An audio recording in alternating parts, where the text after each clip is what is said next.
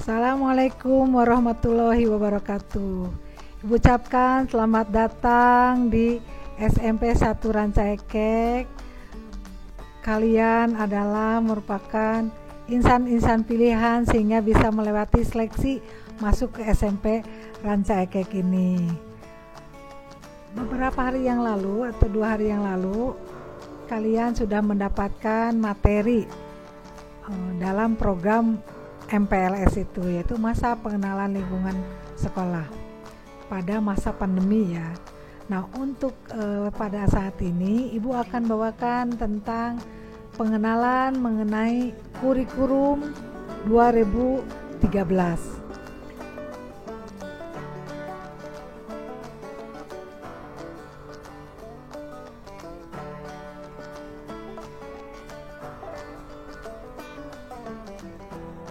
Sebelum melanjutkan uraian tentang pengenalan kurikulum, Ibu akan perkenalkan dahulu biar kalian kenal. Karena kalau tidak kenal maka tak sayang. Nama Dila Fadila, tempat lahir Bandung 16 November tahun 1965, nomor WA-nya 081321250663. Emailnya adalah dilafadila61@guru-smp-belajar.id.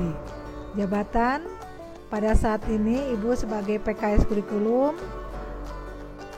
yang jabatan aslinya bukan asli ya, jabatan biasanya pegangan Ibu mengajar adalah Ibu adalah guru IPA. Selanjutnya dalam pengenalan kurikulum kita akan melalui tahapan pelaksanaan pembelajaran kurikulum 2013. Yaitu dalam pelaksanaannya tahapannya itu pertama ada kegiatan pendahuluan, yang kedua kegiatan inti, dan yang ketiga kegiatan penutup. Dalam tahapan ini satu persatu nanti akan Ibu terangkan. Kita mulai dengan kegiatan pendahuluan. Maksudnya kegiatan pendahuluan itu adalah ketika KBM berlangsung, yaitu kegiatan belajar berlangsung, maka kegiatan pendahuluan guru itu dimulai dengan pertama mengkondisikan suasana belajar yang menyenangkan. Misalkan guru bisa melakukan guyonan ataupun humor ya. Yang kedua, dilanjut dengan mendiskusikan kompetensi yang sudah dipelajari dan dikembangkan sebelumnya, berkaitan dengan kompetensi yang akan dipelajari dan dikembangkan. Berikutnya, menyampaikan kompetensi yang akan dicapai dan manfaat dalam kehidupan sehari-hari. Ini maksudnya menyampaikan materi apa nih yang akan dicapai dan ada apa manfaatnya dalam kehidupan sehari-hari.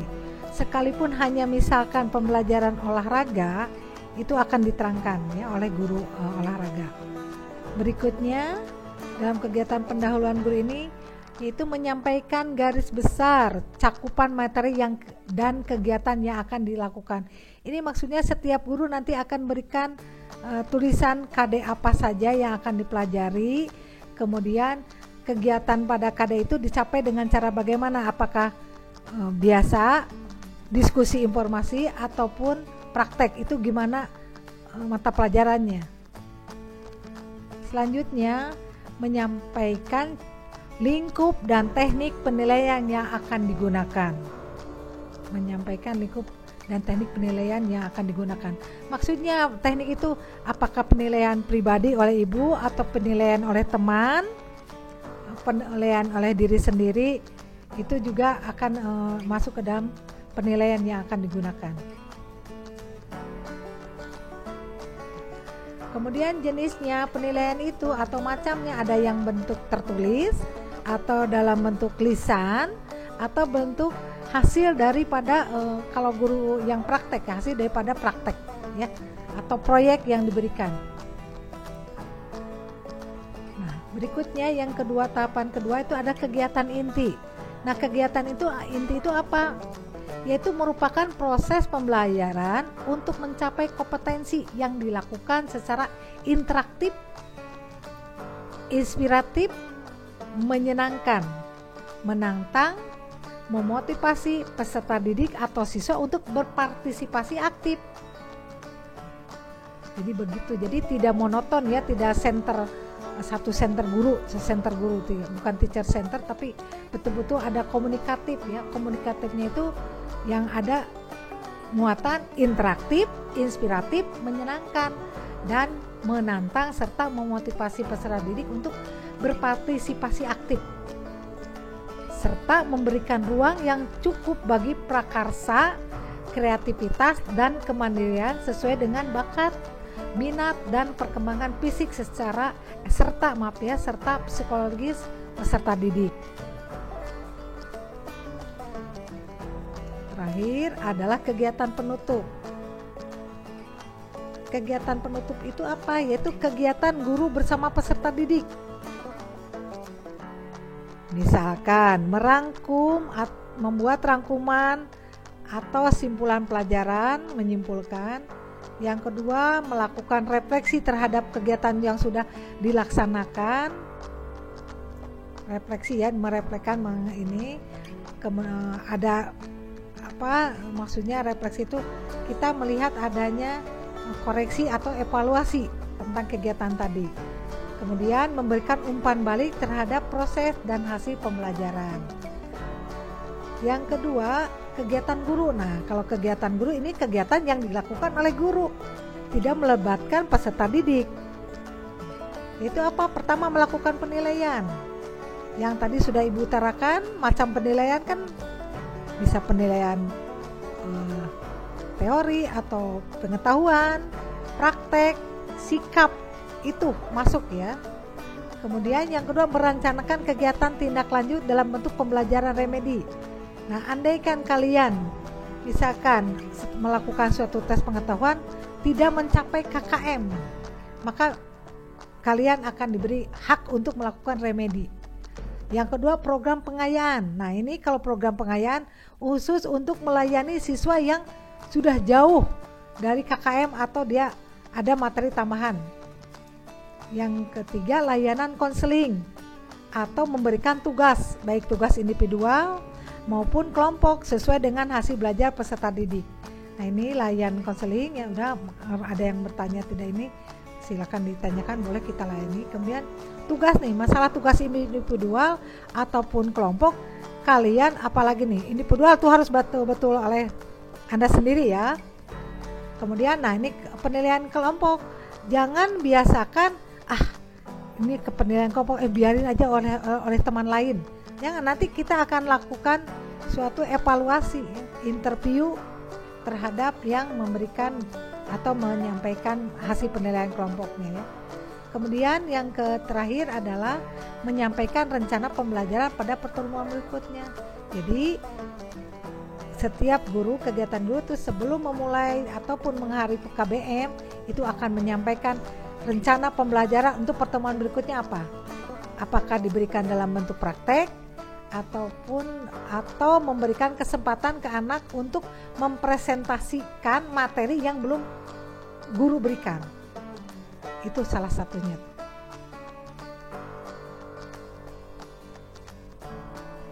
Daya dukung proses pembelajaran memerlukan daya dukung berupa ketersediaan sarana dan prasarana pembelajaran. Sarana yang meliputi perabot, jadi kalian nanti akan dikenalkan sarana perabot itu apa saja. Perabot di sekolah, di kelas ya terutama. Apa yang harus dirawat? Misalkan papan tulis, bangku, jangan sampai rusak lah ya.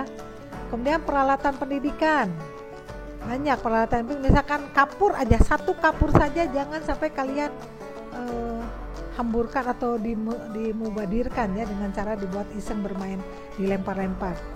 Kemudian media pendidikan itu bisa berupa gambar atau carta ya, ataupun buku, ataupun dalam bentuk materi yang ada akan disut dalam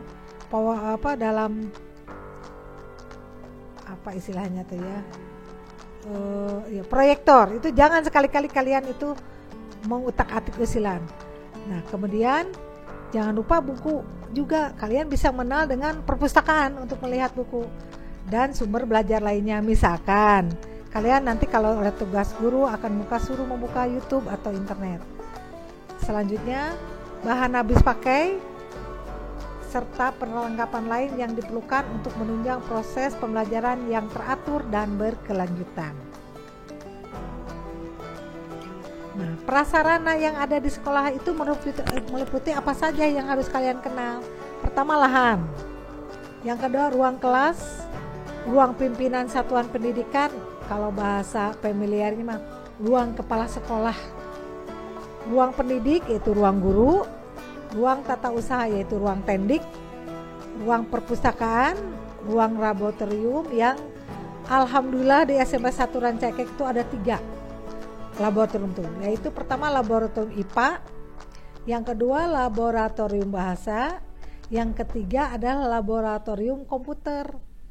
Berikutnya ada ruang bengkel kerja, ruang unit produksi. Ruang unit produksi misalkan ya fotokopi, tempat fotokopian.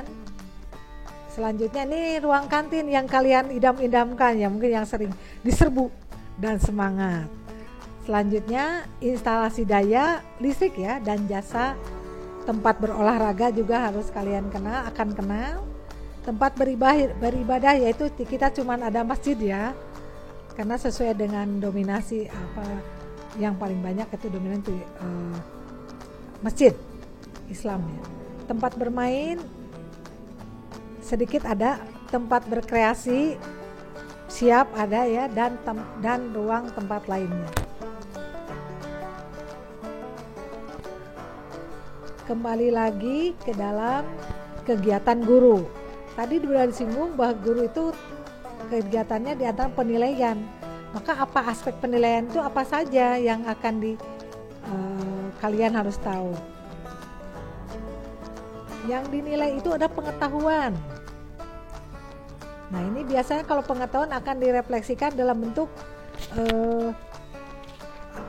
ulangan misalkan, atau yang dimana dalam pengetahuan itu aspek pengetahuan. Apa itu aspek pengetahuan itu? Aspek pengetahuan merupakan aspek yang ada di dalam materi pembelajaran untuk menambah wawasan siswa di suatu bidang.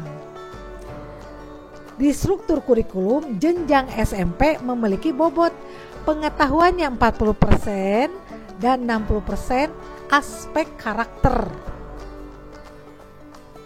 Pada kurikulum 2013 memang diintegrasikan dengan pendidikan karakter yang sebelumnya telah dicanangkan pemerintah sebelum terbentuknya kurikulum 13 ini. Lanjut adalah aspek keterampilan. Nah, aspek keterampilan bertujuan untuk apa? Untuk meningkatkan keterampilan siswa dan melaksanakan dan mengerjakan suatu soal atau proyek, sehingga siswa dapat terlatih sifat ilmiah dan karakter yang merujuk pada aspek keterampilan. Aspek keterampilan ini dapat berupa keterampilan pengerjaan soal, keterampilan pengerjaan dan pelaksanaan proyek, keterampilan membuat teks, keterampilan dalam menjawab soal lisan. Selanjutnya, sikap dan perilaku.